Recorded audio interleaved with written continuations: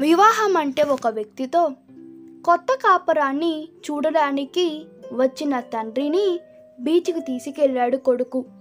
అతడి భార్య కూడా వారితో వచ్చింది.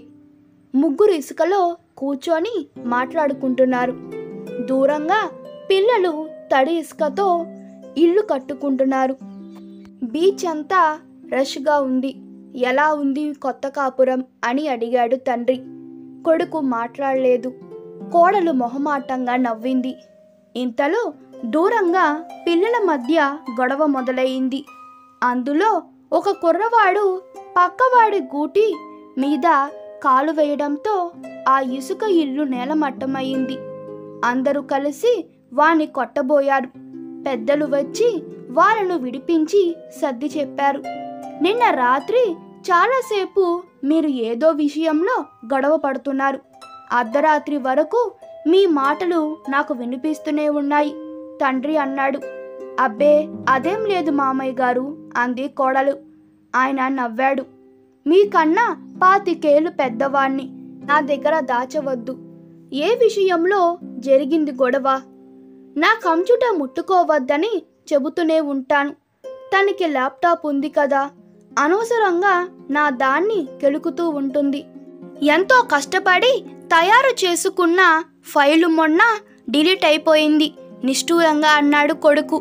కోడలు వెంటనే ఎంతో నీట్గా సర్దుకున్న నా షెల్ఫ్లో బట్టలన్నీ మొన్న మీరు చిందర వందర చేయలేదా? అయినా మీ వాచి నా పట్టు చీరల మధ్యన ఎందుకుంటుంది అంది కోపంగా. పట్టు చీరలు చిందర వందర చేయడం, కంప్యూటర్లో ఫైలు డిలీట్ చేయడం ఒకటేనా అన్నాడు మరింత కోపంగా కొడుకు. ముసలాయన నవ్వాడు. నిన్న కూడా మీరు మొదట్లో చిన్న స్వరంతోనే మాట్లాడుకొని ఆవేశం పెరిగాక పక్క గదిలో నేనున్నానని కూడా మర్చిపోయి నాకు విడిపించి అంత గట్టిగా మాట్లాడుకున్నారు. ఇద్దరు సిగ్గుతో తల వంచుకున్నారు. ఈలోపు అప్పటి వరకు ఆడుకుంటున్న పిల్లలు అక్కడి నుండి వెళ్ళిపోయారు.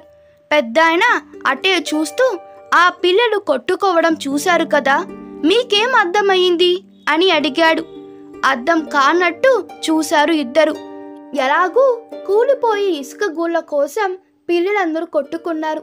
చీకటి పడేసరికి గూళ్ళన్నీ అలాగే వదిలేసి వెళ్ళిపోయారు. మన జీవితాలు కూడా అంతే. కొంతకాలం బతుకుతాం, ఆపై అన్నీ వదిలేసి వెళ్ళిపోతాం. ఈ కొద్ది కాలం ఎంత సంతోషంగా ఉండాలి, ఎలా సంతోషంగా ఉండాలి అని ఆలోచించాలి తప్ప డిలీట్ అయిపోయిన ఫైలు కోసం, నలిగిపోయిన పట్టు చీరల కోసం కొట్టుకొని మనసులు, జీవితాలు పాడు చేసుకోకూడదు.